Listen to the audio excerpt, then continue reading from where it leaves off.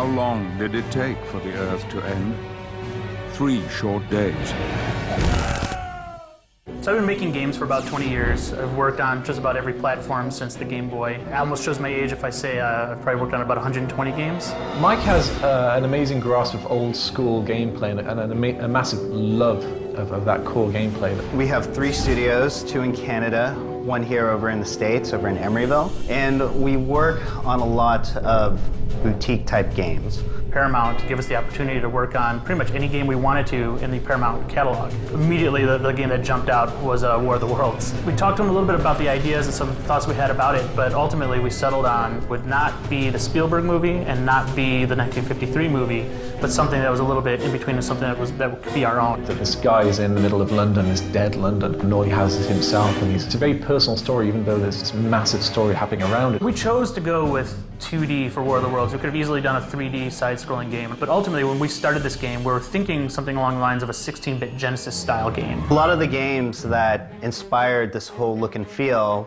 were Flashback, Out of This World, the really classic Prince of Persia. These are adventure games. One of the best things about those games was you would learn from your mistake. You die often. If you get shot, you're dead. There's no health bar, there's no standardized power-up system or anything like that. This is more realistic. And because of that, the game is really difficult, and we as gamers appreciate that. When we set out to do War of the Worlds, we knew we would have to put it in a more modern sense, and the best person to do that was this author we had heard about and read about.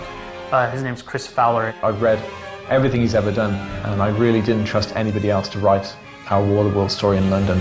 When Paramount came to me and asked me if I'd like to write a script for the game, they said they wanted to recapture everything that made the book great, which is brilliant for a writer, because how often do you get a chance to work on something like this? I've been very fortunate to have Chris Hulsbeck as our music composer on the game.